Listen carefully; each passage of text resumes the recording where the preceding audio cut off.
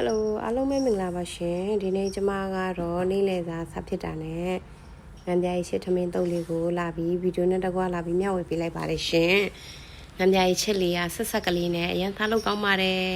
အခုကျမကတော့ ready လုပ်တော့မယ်ရှင်ပကံလုံးထဲမှာထမင်းထည့်ပြီးလို့ရှင်ငန်းပြားရေးချစ်နဲ့ဇွန်းသုံးထည့်ပြီးမှအာရပါရမွေပေးလိုက်လို့ပြီးသွားပြီဆိုကျမဥစ္စာ ready ဒီလိုပုံစံလေးလုပ်ထားပါတယ်အဲ့ဒါကြိုက်တယ်လို့ ready လုပ်လို့ရတယ်ပေါ့နော်ကျမကတော့ဒီလိုမျိုးပုံစံလေးနဲ့ ready လုပ်ပြီးစားချင်တာနဲ့ဒီလိုမျိုးလေးလုပ်လိုက်တာပေါ့နော်ကျမအခုဆက်လက်ရွက်ထဲမှာငန်းပြားရည်လေးနည်းနည်းတို့သမင်းလေးထည့်ပြီးမှခါစားကြပါအောင်ရှင်ကျမကတော့စားနေပြီပေါ့နော်အာရပါရတလုတ်စားလိုက်တာနဲ့အရန်စားလို့ကောင်းတာပေါ့နော်စားလို့ကောင်းတာအရန်သမင်းမိန်တာပေါ့နော်ဒီငန်းပြားရည်ချက်လေးကအဲ့ဒါကျမကတော့အာရပါရစားတော့တာပေါ့နော်အဲ့ဒါစားလို့လည်းအရင်ကောင်းအတို့အမျိုးတွေနဲ့လည်းထုတ်စားအဲ့လိုမျိုးပေါ့နော်စားလိုက်ကျမရဲ့ဆက်လက်တွေကတော့ဂါကျေဥနဲ့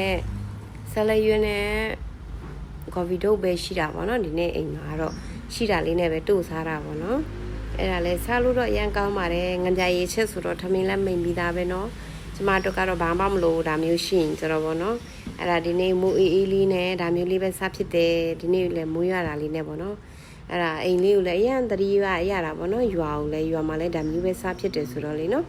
ရွာလေးကိုလည်းဒီနေ့အရန်တတိယရတာလေးနဲ့ဒါမျိုးပဲလှုပ်စားဖြစ်တာပေါ့နော်